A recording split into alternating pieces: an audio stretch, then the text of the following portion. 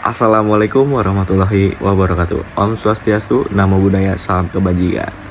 Izinkan kami dari kelompok 4 untuk mempresentasikan hasil tugas dari dosen pengampu yaitu Bapak Harif Hidayat selaku mata kuliah Manajemen Keuangan dan Perbankan. Dan izinkan saya untuk memperkenalkan anggota kelompok 4 yaitu terdiri dari saya pribadi yaitu dengan Randy Andika Kurniawan dan adalah Sia Aurelia dan Frederika Karista dan ada Dimas Setia Hadi. Ya, tanpa berlama-lama, izinkan saya membaca pemateri pertama yaitu materi dari modul 7 yang berjudul dengan pengertian kebijakan dividen.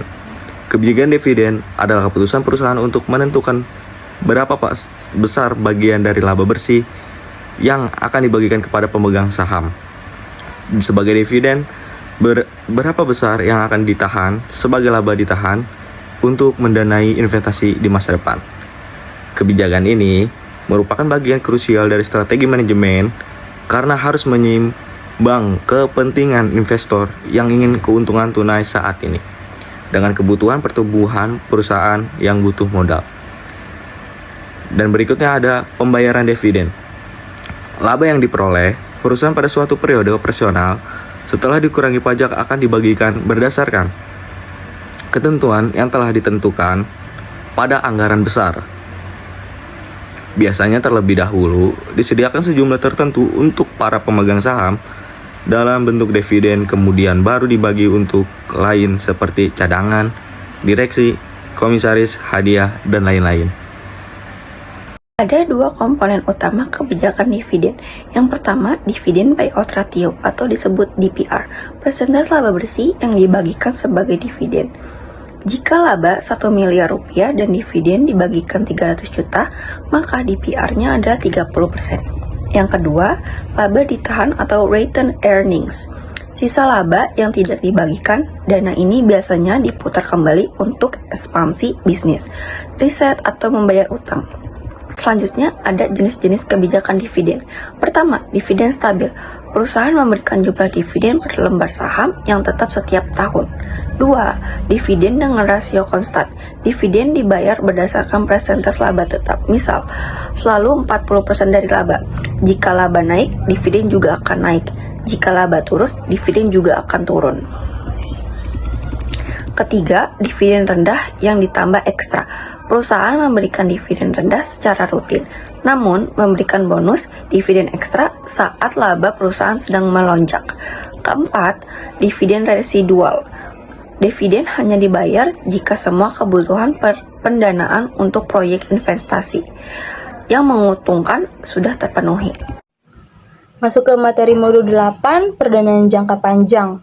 Perdanaan jangka panjang adalah salah satu keputusan yang strategis bagi perusahaan.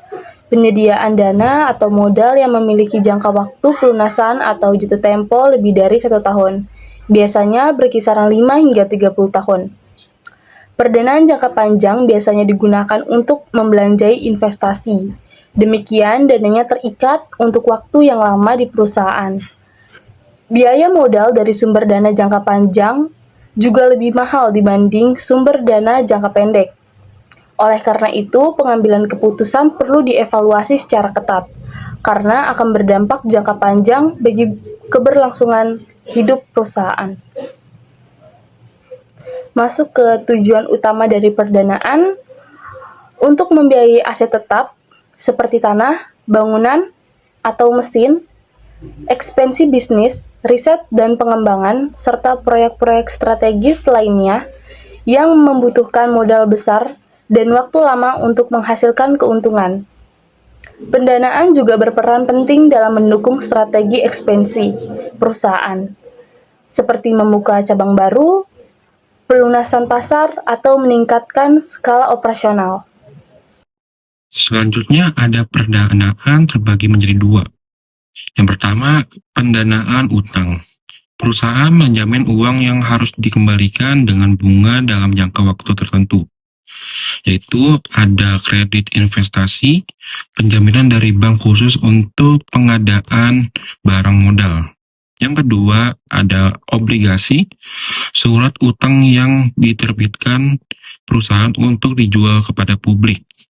Perusahaan wajib membayar bunga atau kupon secara berkala dan melunasi pokoknya saat jatuh tempo. Yang ketiga, ada hipotek. Pinjaman jangka panjang yang dijamin dengan aset tidak bergerak atau properti dan tanah. Yang kedua, ada pendanaan modal sendiri.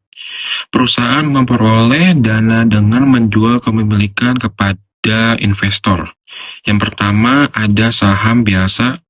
Menjual kepemilikan perusahaan tidak wajib mengembalikan dana ini. Namun investor mengharapkan dividen. Yang kedua, ada laba ditahan, menggunakan keuntungan perusahaan yang tidak dibagikan sebagai dividen untuk diputar kembali, sebagai modal kerja atau investasi.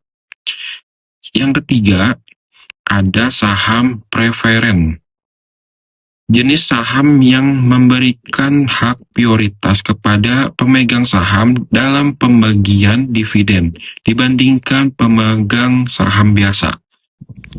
Sekian presentasi dari kami, kurang lebihnya mohon maaf. Wassalamualaikum warahmatullahi wabarakatuh.